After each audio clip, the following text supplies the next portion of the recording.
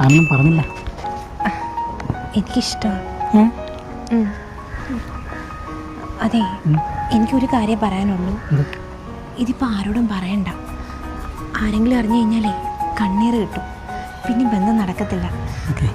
ജോലിയൊക്കെ കിട്ടിക്കഴിഞ്ഞിട്ട് വന്ന് വീട്ടിൽ വന്ന് ആലോചിച്ചാൽ മതി. പ്രൈവറ്റാക്കി വെക്കുന്നതാ എനിക്ക് താല്പര്യം.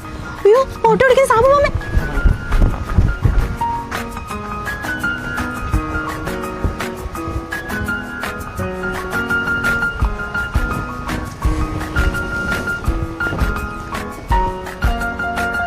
തോമസും ബൈക്കിൽ കിട്ടും.